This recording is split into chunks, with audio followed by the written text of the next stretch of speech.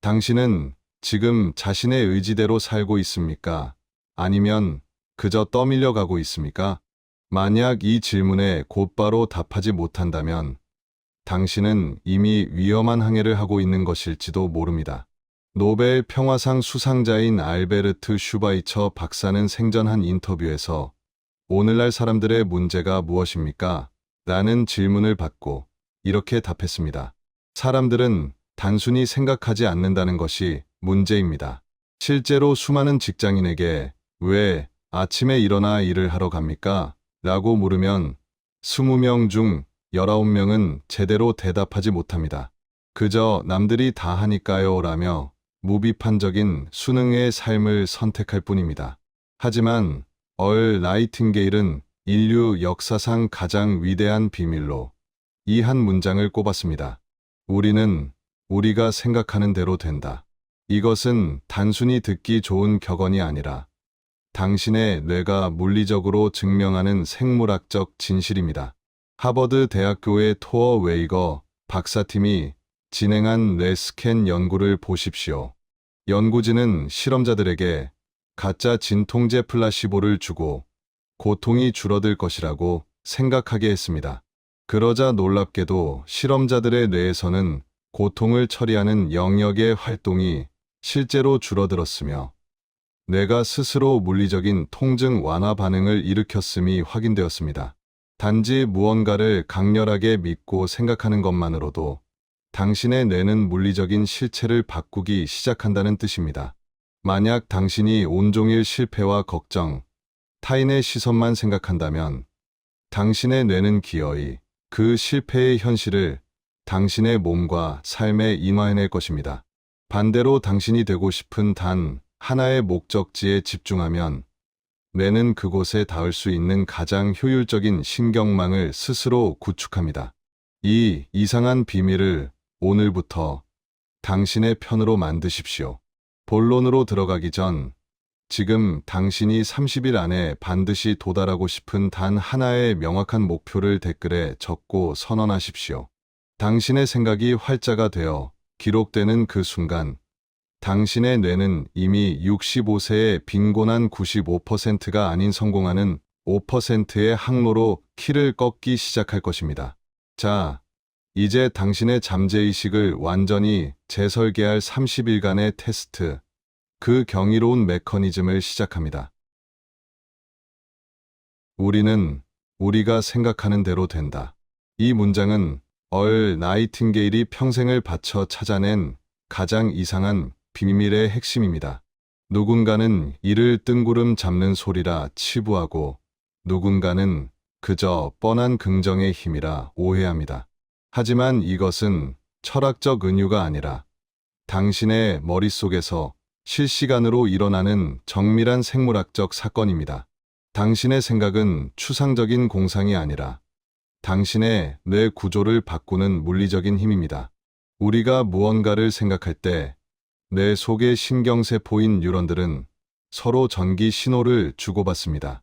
이때 아주 중요한 원칙 하나가 작동합니다. 1949년 캐나다의 심리학자 도널드 헵이 발견한 헵의 법칙입니다. 원리는 간단합니다. 함께 점화되는 뉴런들은 함께 연결된다. 당신이 특정 생각을 반복할 때마다 그와 관련된 뉴런들은 더 강하고 굵은 신경망을 형성합니다.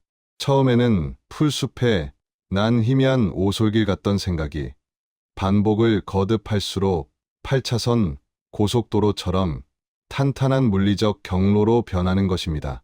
문제는 당신의 뇌가 이 강력한 기능을 성공과 실패를 구분해서 사용하지 않는다는 점입니다. 만약 당신이 온종일 나는 왜 이 모양일까? 사람들이 나를 무시하면 어쩌지? 이번에도 안 될 거야 라는 불안을 품고 있다면 당신의 뇌는 무능과 피해에 최적화된 초고속도로를 닦습니다. 당신이 의식하지 못하는 사이 뇌는 당신을 무시당하기 딱 좋은 표정으로 만들고 주눅든 말투를 내보내며 기어이 당신을 만만한 사람의 현실로 밀어넣습니다. 당신의 뇌라는 정직한 기계가 당신이 주문한 패배의 설계도를 한치의 오차도 없이 완성해낸 결과입니다. 하지만 이 비밀을 역으로 이용하면 어떻게 될까요?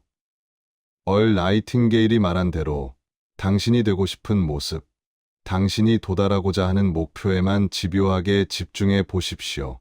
패배의 법칙은 이제 당신의 편이 됩니다. 당신의 뇌는 성공과 확신의 뉴런들을 반복적으로 점화하며 새로운 신경망을 구축하기 시작합니다. 이 신경망이 단단해질수록 당신의 아우라는 변합니다. 굳이 애써 강한 척하지 않아도 당신의 뇌가 이미 가치 있는 존재로서의 물리적 회로를 갖췄기에 세상은 당신을 더 이상 만만하게 대할 수 없게 됩니다. 성공한 사람과 실패한 사람의 차이는 능력의 차이가 아닙니다. 뇌 안에 어떤 고속도로를 닦아 놓았느냐의 차이입니다. 당신의 생각이 당신의 뇌를 디자인하고 그 뇌가 당신의 인생을 디자인합니다. 당신이 지금 이 순간 품고 있는 그 생각이 1초 뒤 당신의 뇌 구조를 바꾸고 있습니다. 이것이 바로 우리가 생각하는 대로 될 수밖에 없는 과학적인 이유입니다. 항구에 두 척의 배가 있다고 가정해 봅시다. 한 척은 선장이 키를 잡고 있고 명확한 목적지와 항해 지도가 준비되어 있습니다. 이 배는 항구를 떠나는 순간 1만 번 중 9,999번은 정확히 목적지에 도착할 것입니다. 반면 다른 한 척은 어떻습니까? 선장도 목적지도 지도도 없습니다. 그저 엔진만 켜진 채 파도에 몸을 맡길 뿐입니다. 이 배가 항구를 벗어나면 어떤 일이 벌어질까요? 어딘가에 가 닿더라도 그곳은 황폐한 섬이거나 날카로운 암초 위일 것입니다. 아니면 아예 항구를 벗어나기도 전에 가라앉겠죠. 우리 주변의 95%가 바로 이 두 번째 배처럼 살아갑니다. 그들에게 왜 아침에 일어나는지, 왜 그 직장에 다니는지 물으면 대답하지 못합니다. 그저 남들이 다 하니까요. 라는 수능의 늪에 빠져 있을 뿐입니다. 나이팅게일은 성공의 반대말이 실패가 아니라 바로 이 무비판적인 수능이라고 단언했습니다. 당신이 만만해 보이는 근본적인 이유도 여기에 있습니다. 목적지가 없는 배에는 아무나 올라타서 짐을 싣고 방향을 바꿉니다. 당신의 인생에 주인이 없으니 무례한 타인들이 들어와 주도권을 쥐고 당신을 휘두르는 것입니다. 이런 비극이 일어나는 이유는 우리 뇌의 정보 필터링 시스템인 망상 활성계 때문입니다. 뇌는 매초 쏟아지는 수만 가지 정보 중 우리에게 중요하다고 입력된 것만 통과시킵니다. 이를 증명하는 유명한 사례가 심리학자 크리스토퍼 차브리스의 보이지 않는 고릴라 실험입니다. 실험 참가자들에게 농구 선수들이 공을 몇 번 주고받는지 세어달라는 목표를 주자 경기장 한복판에 고릴라 분장을 한 사람이 나타나 가슴을 두드리고 사라졌음에도 참가자의 절반 이상이 고릴라를 전혀 보지 못했습니다. 이것이 시사하는 바는 명확합니다. 목적지가 없는 사람의 뇌는 기회가 눈앞을 지나가도 그것을 무의미한 정보로 분류해 삭제해버립니다. 반면 명확한 목표가 있는 사람은 RAS가 오직 그 목적지에 닿을 방법만을 집요하게 탐색하도록 세팅됩니다. 남들이 안 된다고 할 때 목표가 있는 자의 뇌는 어떻게 하면 될까를 찾아내며 그 단호함이 곧 타인이 침범할 수 없는 강력한 아우라를 형성합니다. 당신이 만만하게 여겨지는 것은 능력이 부족해서가 아닙니다. 당신의 뇌에 목적지라는 명령어를 입력하지 않았기에 뇌가 당신을 지켜낼 정보를 차단하고 있기 때문입니다. 선장이 명확한 목표를 가질 때 배 안의 모든 질서가 잡히듯 당신이 어디로 가는지 아는 순간 세상은 더 이상 당신을 함부로 대할 수 없게 됩니다. 수능이라는 안락한 감옥에서 벗어나 당신만의 바다로 나아가십시오. 목적지를 정하는 순간 당신의 뇌는 당신을 공격하던 암초를 항해의 징검다리로 바꾸어 놓을 것입니다. 얼 나이팅게일은 인생을 리셋하기 위한 구체적인 방법으로 30일간의 테스트를 제안합니다. 이것은 단순히 한 달 동안 의지를 불태우자는 결심이 아닙니다. 당신의 뇌 구조를 물리적으로 재설계하여 성공의 항로를 고정하는 정밀한 공학적 과정입니다. 우리는 이것을 신경가소성이라고 부릅니다. 성인의 뇌 역시 환경과 훈련에 따라 끊임없이 변화한다는 원리입니다. 이를 증명하는 가장 유명한 사례가 유니버시티 칼리지 런던 UCL의 엘리너 맥과이어 교수팀이 진행한 런던 택시 기사 연구입니다. 런던의 택시 기사가 되려면 25,000개의 복잡한 거리를 완전히 외우는 지옥 같은 훈련을 거쳐야 합니다.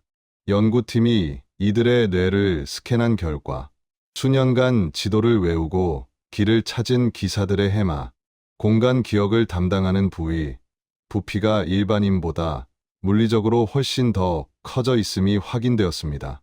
집중적인 생각과 훈련이 뇌의 지도를 실제로 바꾼 것입니다. 얼 나이팅게일이 작은 카드에 목표를 적고 30일 동안 온종일 품고 다니라고 강조한 이유가 바로 이것입니다. 당신이 매일 아침 저녁으로 목표를 읽고 그 장면을 상상하는 행위는 런던의 택시 기사들이 복잡한 도심 지도를 뇌에 새기는 과정과 정확히 일치합니다. 30일 동안 당신의 뇌는 실패와 무시라는 낡은 지도를 지우고 성공과 존엄이라는 새로운 길을 개척하며 물리적인 부피를 키워나갑니다. 이 테스트 기간 동안 가장 조심해야 할 것은 이심이라는 독초입니다. 이게 정말 될까? 라는 생각이 드는 순간 당신의 뇌는 다시 과거의 익숙한 신경망으로 돌아가려 할 것입니다. 하지만 기억하십시오. 당신이 목표 카드를 쥔 채 30일을 버텨낸다면 당신의 뇌는 더 이상 예전처럼 만만하게 이용당하던 과거의 뇌가 아닙니다. 훈련된 택시 기사가 복잡한 길을 본능적으로 찾아내듯 당신의 뇌 역시 성공으로 가는 최단 거리를 본능적으로 탐색하게 될 것입니다. 공은 결코 요행이나 기적이 아닙니다. 그것은 수학적인 결과값에 가깝습니다. 얼 나이팅게일이 남긴 최후의 공식은 명확합니다. 당신이 받는 보상은 당신이 제공한 서비스의 질과 양에 정확히 비례한다. 만약 당신이 더 많은 부와 존경, 더 강력한 아우라를 원한다면 당신이 세상에 내놓는 가치의 총량을 먼저 키워야 합니다. 가치를 생산하지 않으면서 보상만 바라는 것은 차가운 벽난로 앞에 앉아 나를 따뜻하게 해주면 나무를 넣어주겠다고 협상하는 것만큼 어리석은 짓입니다. 이 공식이 어긋남 없이 작동하는 이유는 인간의 뇌에 깊게 각인된 상호성의 원리 때문입니다. 사회심리학자 로버트 치알디니가 정립한 이 원리는 인간이 타인에게 무언가 가치 있는 것을 받았을 때 반드시 그에 상응하는 보상을 돌려주어야 한다는 강한 심리적 압박을 느낀다는 사실을 증명합니다. 이것은 인류가 생존을 위해 발달시킨 사회적 본능입니다. 당신이 타인의 문제를 해결해주고 그들의 삶에 실질적인 가치를 더할 때 상대방의 뇌는 본능적으로 당신에게 보답할 길을 찾게 됩니다. 그것이 돈이든 신뢰든 아니면 당신을 함부로 대할 수 없게 만드는 존경의 아우라든 말입니다. 사람들이 당신을 만만하게 대했던 진짜 이유를 여기서 다시 확인할 수 있습니다. 당신은 남들에게 착한 사람으로 보이고 싶어 했지만 정작 그들의 삶에 대체 불가능한 가치를 제공하는 데는 소홀했을지 모릅니다. 단순히 비위를 맞추는 것은 서비스가 아닙니다. 그것은 자신의 불안을 해소하기 위한 구걸에 가깝습니다. 진정한 서비스는 당신의 전문성, 당신의 확신, 그리고 당신만이 줄 수 있는 통찰에서 나옵니다. 당신의 가치가 높아질수록 상호성의 원리에 의해 당신을 향한 대우는 자연스럽게 달라집니다. 돈은 당신이 제공한 서비스에 대해 세상이 발행해준 영수증일 뿐입니다. 영수증에 적힌 숫자를 바꾸고 싶다면 당신이 내놓은 상품인 생각과 행동의 가치부터 높여야 합니다. 성공은 당신이 얼마나 열심히 일하느냐가 아니라 당신이 얼마나 많은 사람에게 얼마나 깊은 가치를 전달하느냐에 달려 있습니다. 이것이 얼 나이팅게일이 평생을 바쳐 찾아낸 가장 이상한 비밀의 결론입니다. 이제 30일간의 테스트를 마무리하십시오.